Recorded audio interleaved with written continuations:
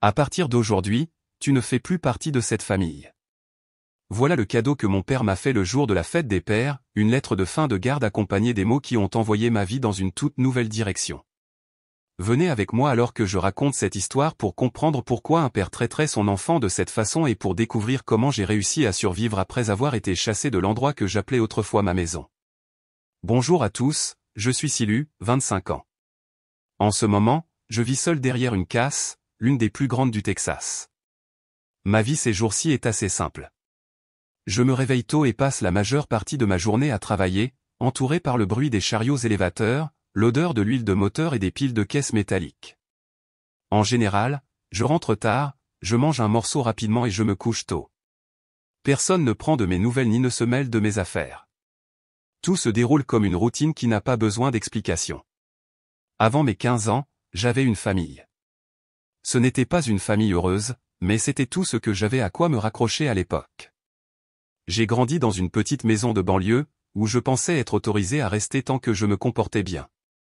La vie semblait stable, du moins je le pensais, jusqu'à cette nuit de la fête des pères où tout en moi s'est effondré. Tout a commencé avec quelque chose que ma petite sœur a dit, juste quelques mots, mais ils ont suffi à anéantir tout ce que je pensais être sûr. Et à partir de cette nuit-là, j'ai commencé à comprendre que certaines portes, une fois fermées, ne s'ouvrent plus jamais de la même manière. Pour vous aider à mieux comprendre mon histoire, laissez-moi vous ramener à tout ce qui s'est passé 2 mois avant la fête des pères. Ce jour-là, ma petite sœur Aria s'est blessée alors que je l'emmenais pêcher. C'était le premier dimanche d'avril, et elle n'avait cessé de me supplier jusqu'à ce que je cède finalement. Le temps était calme ce jour-là. Je l'ai emmenée tôt le matin, à vélo. Dès que nous sommes arrivés, je me suis penché pour mettre l'appât, et quand j'ai regardé en arrière, elle avait disparu. Au début, j'ai pensé qu'elle jouait à cache-cache, alors j'ai crié plusieurs fois. Pas de réponse. C'est là que la panique s'est installée. J'ai couru en criant son nom, le cœur battant, la voix s'éteignant. Au moment où mes jambes pouvaient à peine me supporter, j'ai appelé la police. Ils ont retrouvé Aria plus d'1 heure plus tard. Elle avait des blessures à l'épaule et à la hanche, de profondes égratignures qui, selon les médecins, auraient pu être causées par un animal. Quand elle a été emmenée d'urgence à l'hôpital, encore sous le choc, elle n'a dit qu'une chose, Silu m'a laissé seul. Je ne sais pas si ces mots venaient de la peur ou de quelque chose d'autre, mais ils ont suffi à détruire tout ce que j'avais essayé de protéger. Après ce jour, la santé d'Aria a pris une tournure. Elle souffrait, était irritable et ne pouvait pas dormir. Notre maison, déjà silencieuse auparavant, est devenue encore plus pesante. Lilian, ma belle-mère, a commencé à se montrer plus distante, et mon père, Daryl, ne m'a pas adressé un seul mot après cela. Puis vint la fête des pères, 2 mois plus tard. Nous étions tous les 4 assis autour de la vieille table de la cuisine en train de dîner à la maison. Pas de célébration, pas d'invités, juste les plats habituels posés sur la table en bois usé sous la lumière jaune qui avait pâli avec le temps. Et un silence qui dura du moment où nous nous sommes assis jusqu'à la fin du repas. Personne n'a évoqué le passé ce soir-là, mais le silence entre nous était si épais qu'on avait l'impression de vivre dans une pièce en verre, avec des fissures qui s'étendaient lentement, et personne ne pouvait dire quand elle allait se briser. Après que ma belle-mère et Aria eurent donné leurs cadeaux, et que mon père sourit de joie, je suis resté là à regarder comme un étranger dans une vie qui était autrefois la mienne. Malgré tout, comme eux, j'attendais le moment où il accepterait mon cadeau, quelque chose de personnel qui, je pensais, pourrait signifier quelque chose. C'était un collier qu'il m'avait offert pour mon 11e anniversaire, le dernier cadeau qu'il m'ait jamais fait avant la mort de ma mère. Je l'avais poli et placé dans une boîte avec une lettre manuscrite. J'ai répété quelque chose qu'il m'avait dit quand j'étais petit, chaque fois que tu te sens perdu, donne-moi ça, je comprendrai. J'ai fait un pas en avant juste au moment où ma belle-mère finissait de donner son cadeau, et soudain, mon père m'a regardé et a dit d'une voix calme, répétée, comme si tout avait déjà été décidé, va dans le salon. J'ai un cadeau spécial pour toi. À ce moment-là, j'ai vraiment cru qu'il avait gardé quelque chose pour moi, quelque chose juste pour nous. J'ai pensé que peut-être, après tout, il lui restait encore quelque chose à dire, même si c'était petit. Quand je suis entré dans le salon, Monsieur Carlson, notre avocat de famille de longue date, était déjà assis sur le canapé. Il était arrivé 1 heure plus tôt, mais ne s'était pas joint à nous pour le dîner. Sur la table se trouvait une grande enveloppe ouverte. Il m'a regardé, les yeux remplis de sympathie, et a dit doucement, Silu, je suis juste ici en tant que témoin. Tous les papiers pour la fin de la garde ont été préparés. Je me suis retourné quand il l'a dit.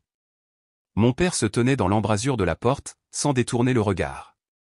Sa voix était stable, basse et ferme, « Parce que tu as mis ta sœur en danger, à partir d'aujourd'hui, tu ne fais plus partie de cette famille. » Les mots m'ont frappé comme une pierre dans la poitrine.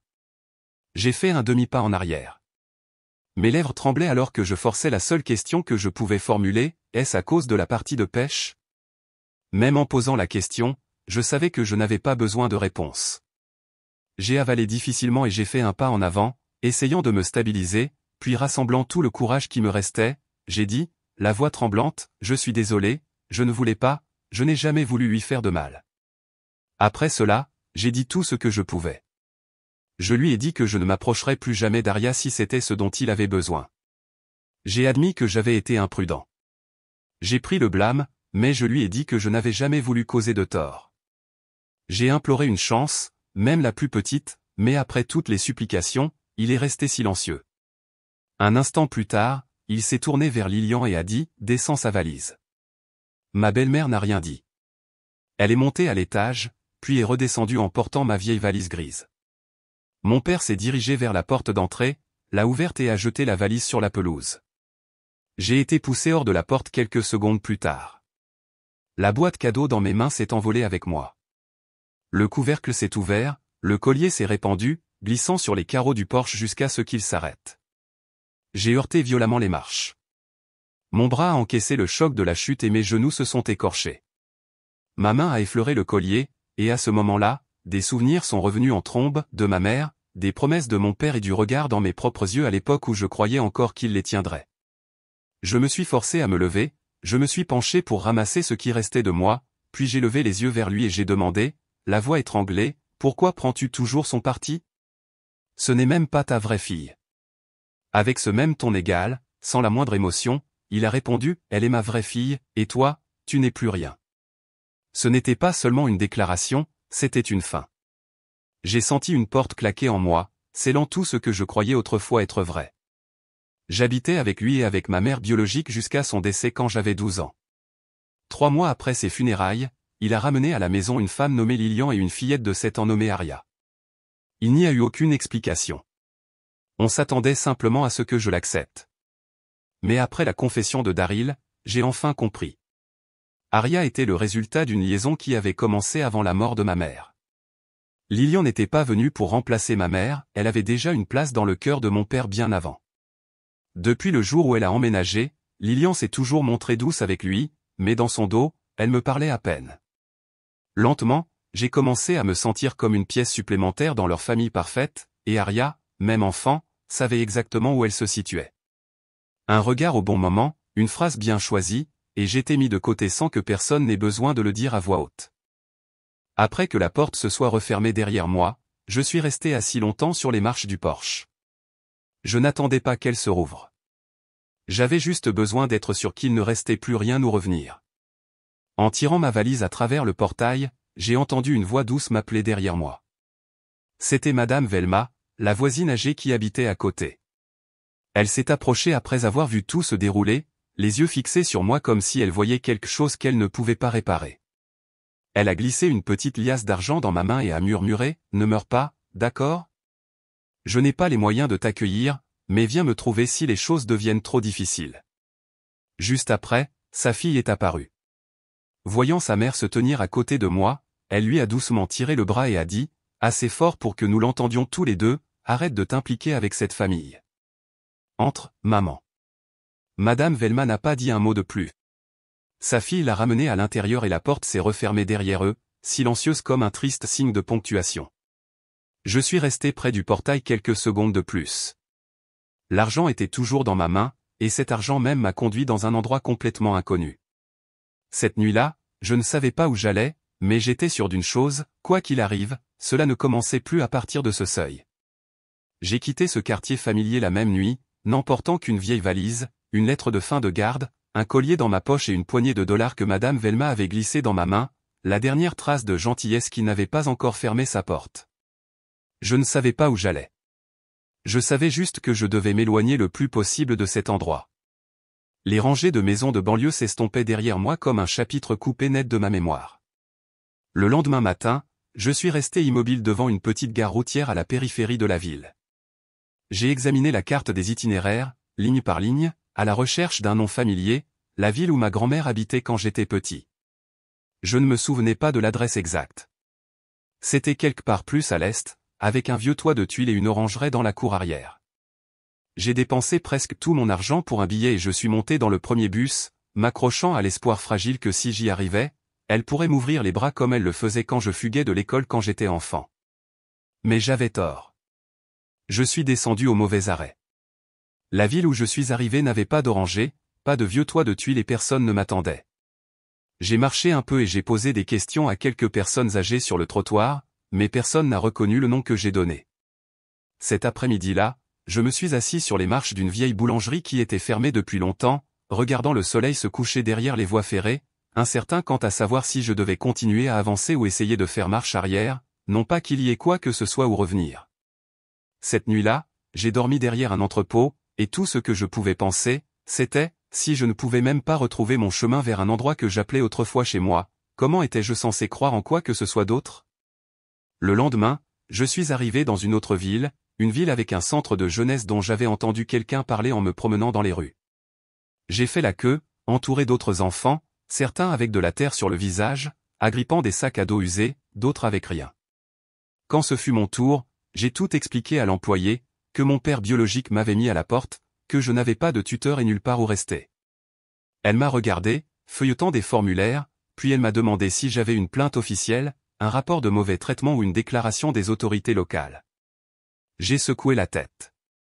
Après quelques minutes passées à examiner mon cas, elle a dit que parce que j'étais un enfant biologique et qu'il n'y avait pas de mauvais traitement documenté, le centre ne pouvait pas m'accueillir. Si j'étais vraiment en danger, m'a-t-elle dit, je devrais retourner dans ma ville natale pour déposer un rapport et attendre que le système le traite. J'ai quitté cet endroit en silence. Pour la première fois, j'ai eu l'impression de ne plus exister dans aucun système. Aucune école ne m'attendait, aucune organisation n'avait de porte ouverte et, pire encore, personne ne se tenait à mes côtés pour dire que je valais la peine d'être gardé. Les jours qui ont suivi se sont déroulés comme des scènes d'un film lent et silencieux, avec moi errant à travers chaque image, détaché. J'ai dormi sur des bancs de parc, puis sous des ponts quand la pluie est arrivée.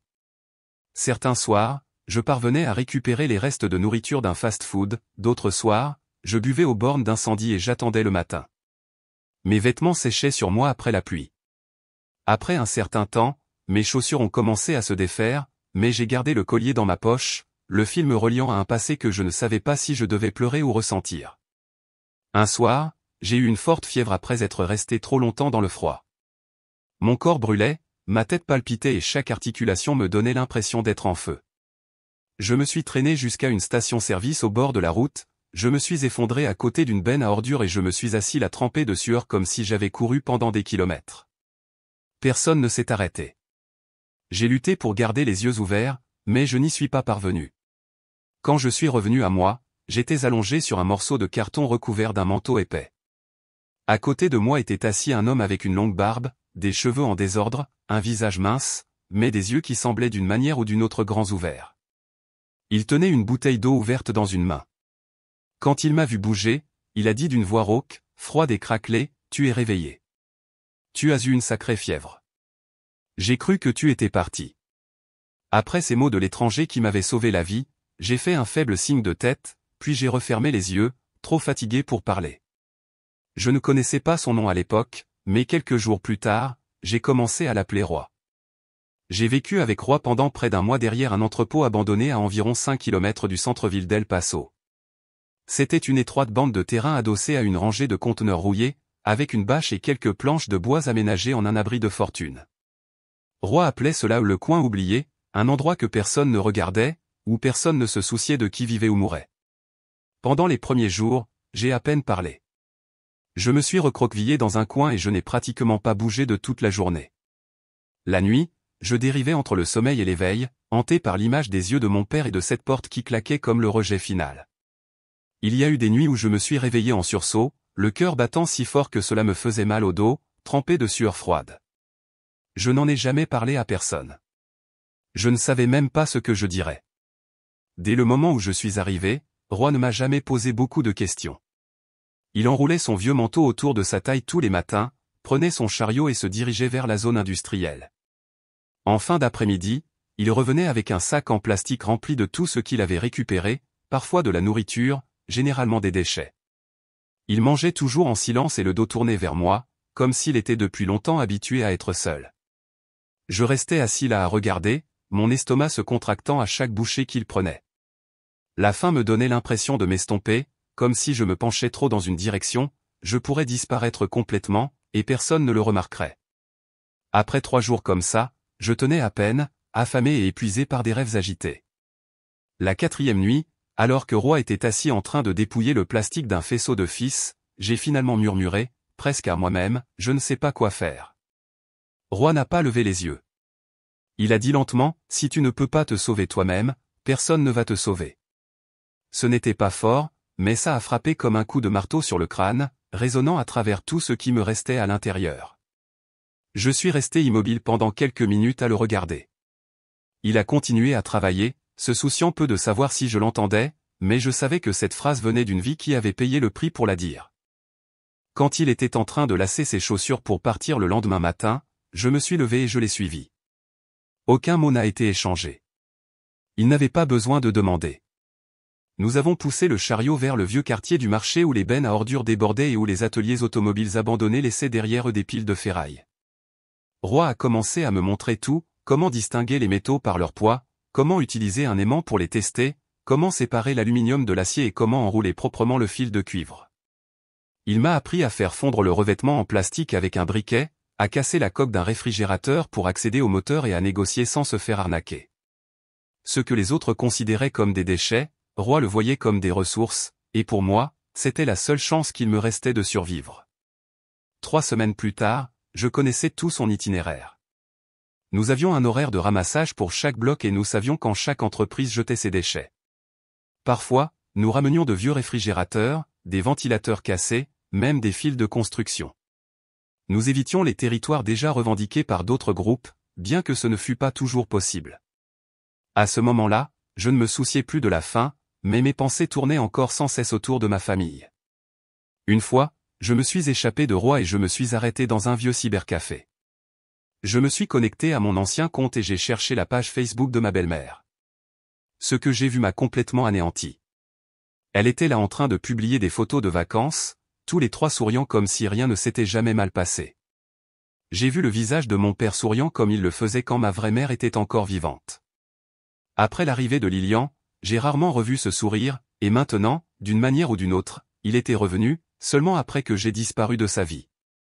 Ce jour-là, j'ai silencieusement accepté ce que j'avais refusé de croire, j'étais quelque chose qu'il avait toujours voulu jeter.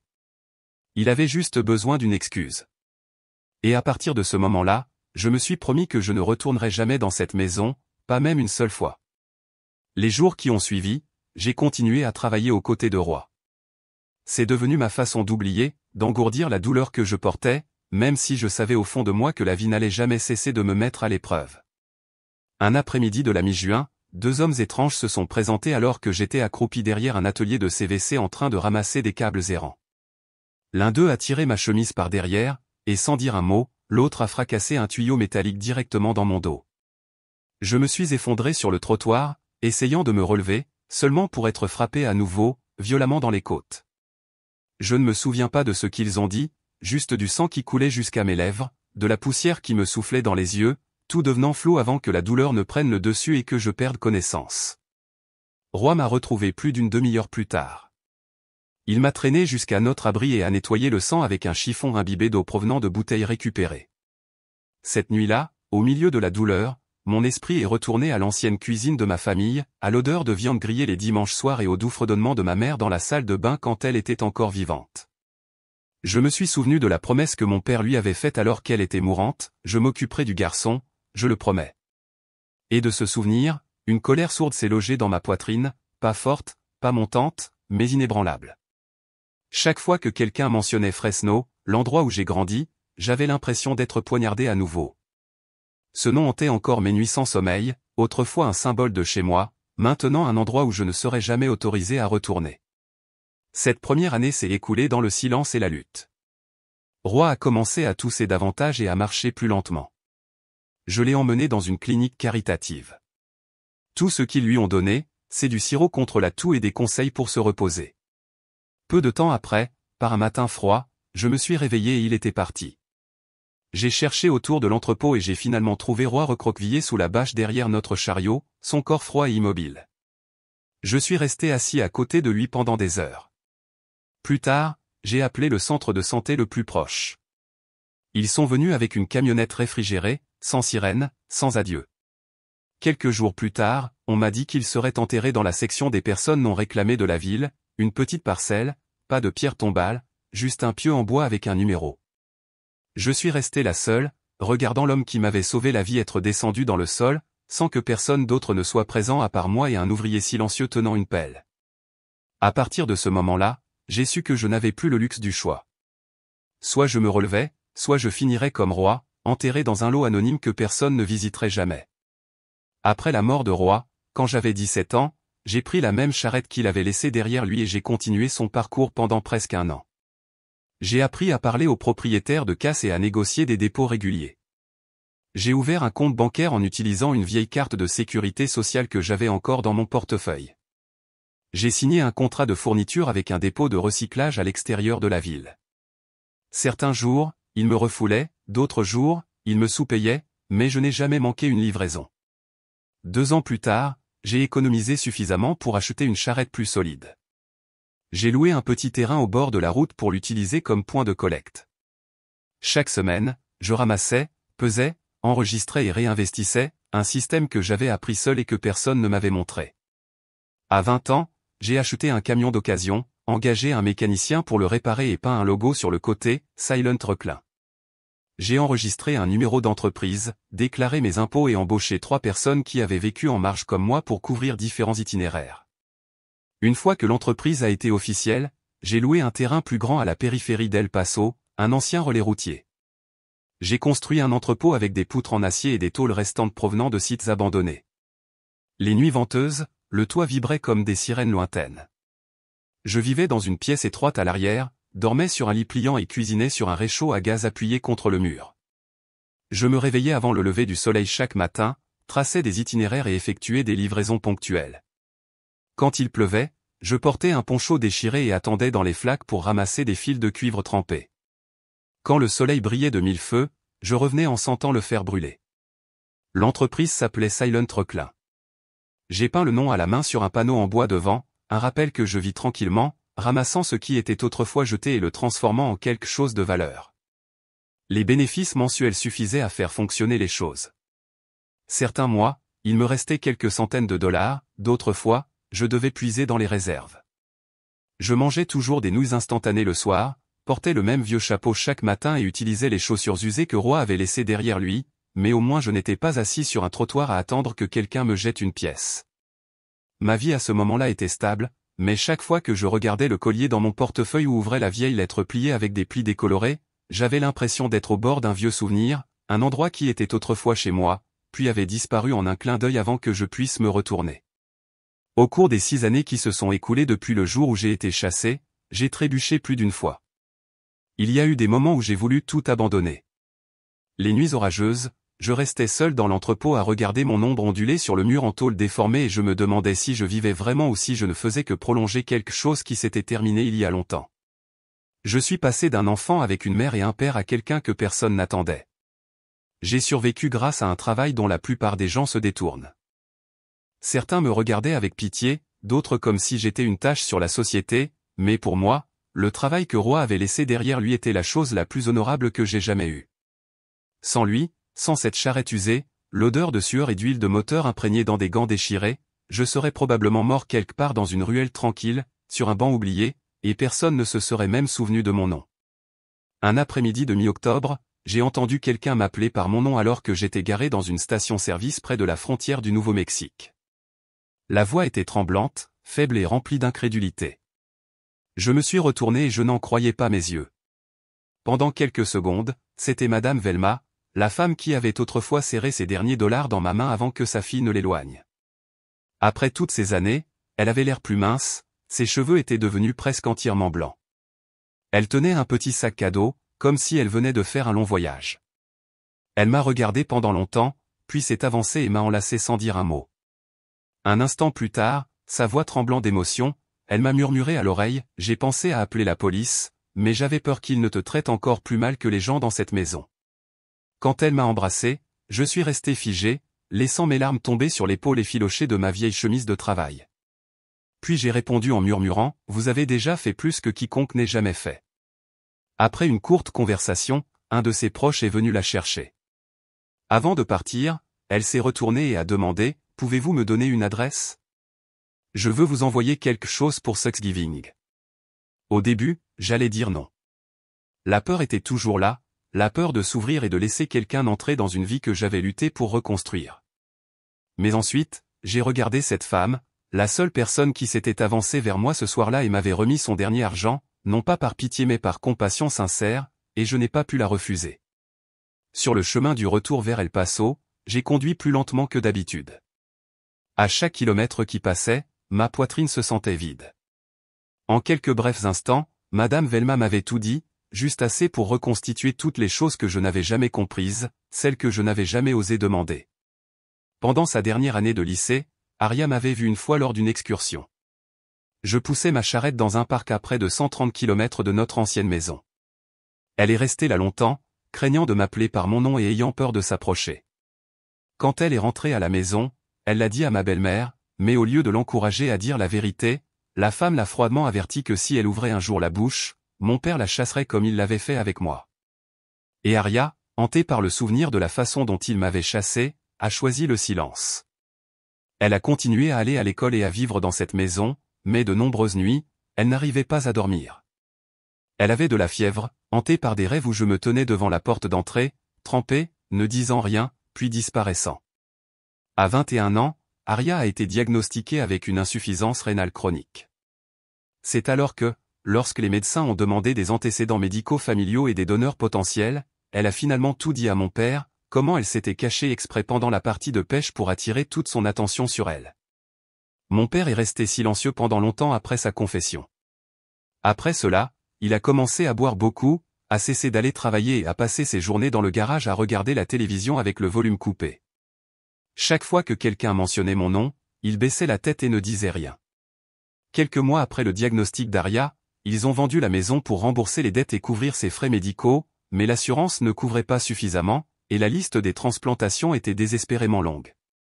Depuis lors, accablée par la culpabilité, Aria essayait de me retrouver depuis qu'elle m'avait aperçu quand elle avait 18 ans. Elle a cherché mon nom en ligne et a contacté d'anciennes connaissances, mais elle n'a jamais rien vu de concret. Sa recherche a duré près de 3 ans, discrète, inaperçue de tous sauf Lilian. Après avoir revu Madame Velma, mes pensées étaient confuses. Je ne savais pas si je devais me sentir en colère ou soulagé. Peut-être les deux. Peut-être aucun des deux. Tout ce que je savais avec certitude, c'est ceci, la porte que mon père a fermée ce jour-là pour moi ne s'ouvrirait plus jamais. Je ne suis plus le gamin sans abri qui grelotte sous un auvent glacial. J'ai un endroit où vivre, un travail qui me rapporte assez pour m'en sortir et un compte d'épargne qui, bien que modeste, me donne la tranquillité d'esprit chaque fois que je le consulte. J'ai une équipe de frères au travail, des gens comme moi qui viennent des marges. Nous n'avons pas besoin de promesses ou de grands mots, juste d'être là chaque matin, de partager les camions, les fils de ferraille et les repas de midi sous le soleil ardent. C'est suffisant. Ce que nous avons maintenant, c'est une part d'effort, de chance et le reste, des cicatrices suffisamment profondes pour nous empêcher de retourner là où tout a commencé. Je n'ai plus faim, j'ai des vêtements à ma taille, mais il y a toujours un espace vide en moi, non pas à cause de la pauvreté, mais d'un endroit que j'appelais autrefois chez moi, un endroit qui m'a effacé en une seule nuit. Quelques mois après Thanksgiving, alors que j'examinais les registres de livraison avant un envoi, quelqu'un s'est présenté à l'improviste à la cour, et à mon grand étonnement, c'était ma belle-mère Lilian. Je me suis figé un instant, incapable de croire ce que je voyais, puis je me suis retourné, prêt à rentrer à l'intérieur, mais derrière moi, j'ai entendu une voix que je n'avais pas entendue depuis des années, douce, tremblante, familière. Silu. Ce seul mot m'a fait faire une pause. Un seul nom m'a ramené à ces premiers jours où elle a emménagé dans notre maison. Sa voix était douce alors, apparemment douce, remplie de ce qui ressemblait à de l'affection, et de cette douceur, ma vie avait lentement été étouffée. Je me suis retourné. Elle avait l'air pâle avec des yeux larmoyants. Lilian s'est approchée, sa voix étranglée par les larmes. Je suis désolé. J'aurais dû l'arrêter. J'aurais dû te garder. Je n'ai pas répondu. Je suis resté là à la laisser jouer ce qui ressemblait à l'acte final d'une performance attendue depuis longtemps. Elle a continué à pleurer plus fort, la voix brisée. Elle a dit que la maison s'était sentie vide après mon départ, que mon père s'était effondré, qu'Aria n'arrivait pas à se concentrer à l'école sans son frère, et qu'elle avait passé d'innombrables nuits hantées par l'image de mon visage de 15 ans la nuit où j'ai été chassé. Je n'ai pas bougé. Chaque mot était parfaitement chronométré, chaque émotion soigneusement mesurée, comme des lignes qu'elle avait répétées. Et puis finalement la vraie raison de sa venue a jailli, sa voix tremblant sous le poids du désespoir, ta sœur est en train de mourir. Nous avons tout essayé. Nous n'avons pas les moyens de payer le traitement. Tu as de l'argent. S'il te plaît, aide-la.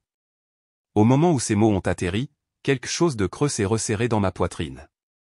Je suis resté là quelques secondes à essayer de tout comprendre, puis j'ai laissé échapper un court rire, pas de joie ou d'amertume, juste un réflexe, le genre de rire qui vient quand on réalise que la vérité a toujours été une petite blague cruelle. Quand j'ai croisé ses yeux remplis d'espoir et de supplication, j'ai parlé lentement et clairement, tu n'es pas ici pour moi. Tu es ici pour ta fille, pour de l'argent. Chaque mot a atterri dans le silence entre nous comme des pierres tombées dans l'eau calme, froid, inébranlable. Ses épaules ont tremblé à ma réponse, et sur ce, j'ai dit mes derniers mots, trop tard. Va-t'en. Puis je suis monté dans mon camion et je suis parti. Dans le rétroviseur, je pouvais encore la voir debout, silencieuse, comme une ombre sortant d'un passé que je ne regarderai plus jamais. De nombreuses nuits après la rencontre avec Lilian, je n'arrivais pas à dormir. Pendant la journée, je continuais à travailler, à rencontrer des clients, à gérer les stocks, à faire fonctionner les choses, mais je disparaissais dans une obscurité sans nom une fois que les lumières s'éteignaient dans l'entrepôt. Les questions ont commencé à tourner, non pas sur Aria, mais sur moi-même. Avais-je tourné la page? M'étais-je vraiment libéré? Puis, une nuit, quelques jours plus tard, j'ai ouvert le tiroir du bureau et j'ai trouvé la carte de Thanksgiving que Madame Velma m'avait envoyée.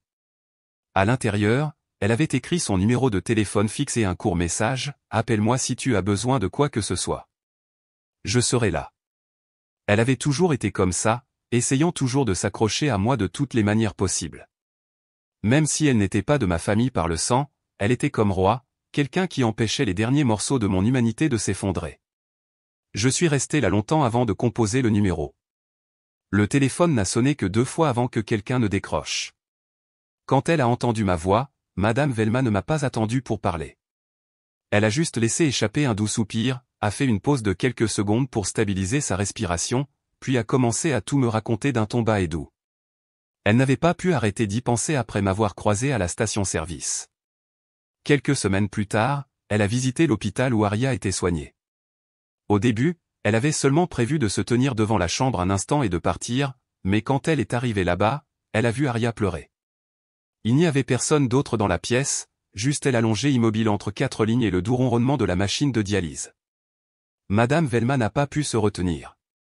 Elle est entrée, s'est assise au bord du lit et l'a serrée dans ses bras. Puis elle lui a tout raconté, de la nuit où j'ai été chassé aux années que j'avais passées à me débrouiller. Elle lui a parlé de moi recroquevillé près des poubelles, de Roi, de la casse, de tout. Sa voix est devenue lourde en parlant, comme si le souvenir ne s'était toujours pas installé dans sa poitrine. Elle m'a dit qu'elle n'avait jamais imaginé que Lilian viendrait me chercher, qu'elle n'aurait jamais pensé qu'elle aurait le culot de se montrer. Je suis resté silencieux après cela. Une partie de moi voulait être en colère, mais l'autre partie comprenait. Une fois qu'ils ont trop vu, les gens ne peuvent plus faire semblant. L'après-midi suivant, je me suis rendu à l'hôpital en utilisant l'adresse de Madame Velma. D'El Paso à mon ancienne ville, il y avait près de 1300 km. Je suis parti alors qu'il faisait noir, conduisant près de 13 heures sans m'arrêter. Certaines portions de route étaient si longues que je ne me souvenais même plus de ce que j'avais pensé en cours de route. Tout ce que je savais, c'est que plus je m'approchais, plus ma poitrine était lourde, comme si une pierre était logée entre mes poumons. L'hôpital où Aria était soignée était un petit établissement niché dans un quartier plus ancien. J'ai demandé son nom à la réception, puis j'ai suivi les indications dans le couloir principal. En approchant de la chambre 312, je me suis arrêté net. À travers la fenêtre en verre dépoli, j'ai vu Daryl, mon père, assis à côté du lit d'hôpital d'Aria. La lumière du plafond projetait une douce lueur, le faisant paraître beaucoup plus vieux que dans mes souvenirs. Les mèches grises à ses tempes avaient maintenant envahi toute sa tête. Les épaules autrefois fortes sur lesquelles je m'appuyais se sont affaissées, plus petites maintenant, diminuées. Je suis resté là dans le couloir, je n'ai pas frappé ou parlé. J'ai juste regardé l'homme qui tenait autrefois ma main dans les rues animées, puis a utilisé ces mêmes mains pour me chasser de sa vie. Pendant près de 9 ans, j'ai imaginé ce que je dirais si nous nous croisions à nouveau. Parfois, je m'imaginais crier, parfois je pensais que je passerais devant lui sans un regard, mais maintenant, étant si près, tout ce que je ressentais était un vide qui me faisait mal tranquillement, non pas parce qu'il ne me restait plus de colère, mais parce que je l'avais porté assez longtemps. Après avoir vu Daryl, je ne suis pas entré dans la chambre. Je ne savais pas comment affronter cet homme, pas encore. À ce moment-là, je n'étais pas prêt à me tenir devant lui, rassemblant toujours les morceaux de moi-même éparpillés au cours de toutes ces années passées séparées. Près de 30 minutes se sont écoulées avant qu'il ne quitte finalement la chambre d'Aria. Ce n'est qu'une fois sa silhouette disparue dans le long couloir que j'ai marché vers la porte et suis entré. La voir allongée là devant moi n'était plus la petite fille effrayée de 11 ans qui se cachait derrière sa mère. Au lieu de cela, j'ai vu un corps frêle et immobile tourner légèrement sur le côté, entouré de machines et de tubes. Aria avait l'air plus épuisée que jamais. Un dossier médical était clipsé au pied du lit. La première ligne m'a frappé en rouge, priorité d'urgence, en attente de transplantation. Aria approchait du bord. Sans un rein de donneur, son temps était compté. Son corps mourait lentement, jour après jour, heure après heure. Je suis resté silencieux à son chevet. Quand j'ai finalement prononcé son nom quelques minutes plus tard, elle a ouvert les yeux. Au début, son regard était brumeux, mais au moment où elle m'a reconnu, ses yeux se sont écarquillés, puis sans un mot, des larmes ont commencé à couler sur ses joues. À travers des sanglots étouffés, elle a murmuré « Je suis désolé. J'ai menti ce jour-là. » Et avec ces mots, la colère que j'avais portée si longtemps s'est adoucie en quelque chose d'autre. À ce moment-là, je l'ai revue, non pas comme la fille qui a brisé mon monde, mais comme celle qu'ils ont trouvée enveloppée dans une couverture de sauvetage, effrayée et épuisée. À l'époque, elle avait prononcé les mots qui ont effacé toute ma vie, et maintenant avec les mêmes yeux fatigués et le même corps fragile, elle a utilisé ses mêmes lèvres pour s'excuser. Je ne savais pas ce que cette excuse signifiait pour elle, peut-être du regret, peut-être juste une vague offrande de culpabilité de quelqu'un qui sait qu'il est à court de temps, mais quoi que ce soit, je n'ai pas pu empêcher la douleur dans ma poitrine.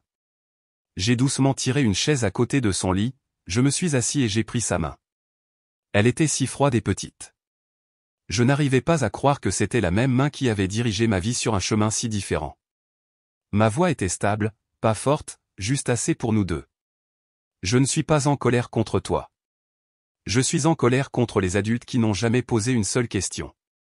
Nous sommes restés assis là en silence, entourés des murs blancs et du pouls rythmique de la machine de dialyse, comptant à rebours une horloge que ni l'un ni l'autre ne voulions affronter.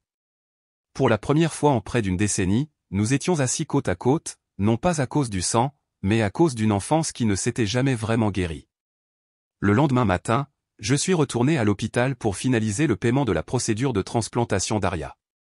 Le coût total s'élevait à 84 000 $, de l'argent que j'avais mis de côté pour m'agrandir dans un nouvel entrepôt à la périphérie de la ville, pour une presse hydraulique pour laquelle j'avais déjà versé un acompte, mais maintenant ce n'était plus qu'un chiffre, le prix de l'achat de plus de temps pour quelqu'un que j'appelais autrefois ma petite sœur. Alors que je m'approchais de la réception et posais les papiers, j'ai senti quelqu'un s'arrêter derrière moi. Puis mon nom a été appelé d'une voix tremblante, Silu. Mon cœur s'est arrêté une seconde au son, une voix que je connaissais depuis 15 ans, mais à ce moment-là, je n'ai pas répondu. Je ne me suis pas retourné. J'ai continué à feuilleter les pages, répondant aux membres du personnel d'un ton calme et égal, comme si la présence derrière moi n'était qu'une ombre, ne faisant plus partie de mon monde. Daryl a appelé à nouveau. Il s'est approché, assez près pour sentir son souffle sur ma nuque, et dans un bref moment fragile, j'ai entendu sa voix se briser de la même manière que la première fois où je l'ai vu pleurer à côté de la tombe de ma mère. À ce moment-là, je savais que je ne le punissais pas avec le silence. Je savais que la coquille que j'avais construite au cours de la dernière décennie pourrait se briser si je disais ne serait-ce qu'un seul mot, et je n'aurais pas la force de faire ce que j'étais venu faire. Quand je me suis éloigné du bureau, Daryl était toujours là, les bras ballants, les yeux perdus, comme un homme essayant de retrouver son chemin dans une vie qu'il avait effacée de ses mains. Mais je suis passé devant lui sans un regard, silencieux comme s'il n'avait jamais existé. Quelques minutes plus tard, alors que j'atteignais le couloir, une voix a retenti dans le système de sonorisation de l'hôpital, chambre 312, urgence. Je me suis figé, tenant toujours le reçu dans ma main. Ma poitrine est devenue glaciale, comme si quelque chose m'avait frappé de l'intérieur, et je savais qu'Aria avait des problèmes. 10 minutes plus tard, un médecin est sorti, son visage disait tout avant que ses mots ne le fassent. Aria était partie. L'insuffisance cardiaque est arrivée trop vite, ont-ils dit. Elle était épuisée. Son corps n'a pas pu tenir le coup. Si elle avait duré un jour de plus, le rein qui devait arriver aurait peut-être pu arriver à temps, mais ma sœur n'a pas pu attendre plus longtemps. Au moment où le médecin a parlé, mes mains sont devenues froides. Je n'étais pas arrivé à temps, je n'avais pas pu la sauver, et même si je l'avais autrefois détestée et plus tard pardonnée, la façon dont elle est partie m'a déchiré. En fin de compte, personne n'a pu sauver Aria. Elle est morte sans un dernier mot, ne laissant derrière elle que le souvenir de cette dernière main qu'elle a placée dans la mienne, comme une excuse, comme si elle s'était accrochée pour ce dernier moment afin de me revoir une dernière fois. Je suis arrivé en retard à l'enterrement d'Aria. La cérémonie était presque terminée. Seule une poignée de personnes restaient, éparpillées sous l'ombre inclinée des arbres de fin d'après-midi. Daryl se tenait au bord de la tombe, la tête baissée, sa silhouette voûtée comme si le poids de la terre qu'il venait d'enterrer était la seule chose qui l'ancrait. Lilian était assise silencieusement à l'écart, ses yeux creux, comme si son âme avait coulé dans le cercueil, elle aussi. Je n'ai pas dit un mot en m'approchant. J'ai fouillé dans ma poche et j'ai sorti le vieux collier et la lettre que j'avais autrefois eu l'intention de donner à mon père quand j'avais 15 ans. Je les ai tous les deux placés dans sa main, puis je me suis retourné et je me suis éloigné. Au moment où je l'ai fait, il s'est effondré à genoux, serrant le collier comme quelqu'un essayant de s'accrocher à la dernière chose qu'il ait jamais aimée. Je n'ai pas regardé en arrière. Une brise est passée doucement sur mon épaule, et derrière moi, quelques feuilles sont tombées, clôturant peut-être un chapitre qui ne serait plus jamais entier, cet endroit qu'on appelait autrefois famille. Et à la fin, après des années de lutte seule dans la vie, j'ai appris quelque chose, parfois, le pardon ne consiste pas à réparer ce qui est brisé, il s'agit de lâcher prise pour pouvoir avancer sans porter la colère de quelqu'un d'autre. C'est là que mon histoire se termine. Et avant de clore ce chapitre, j'ai une question pour vous. Celui qui est resté avec moi à travers chaque mot, ai-je eu tort de donner à mon père le collier et la lettre? Si c'était vous, auriez-vous fait la même chose? Auriez-vous marché en silence ou auriez-vous choisi de leur pardonner? Laissez vos pensées dans les commentaires. Je veux vraiment les entendre. Et si l'histoire a touché quelque chose en vous, n'oubliez pas de vous abonner, d'aimer la vidéo et de la partager avec quelqu'un qui pourrait être aux prises avec sa douleur et ses choix. À la prochaine fois pour une autre histoire.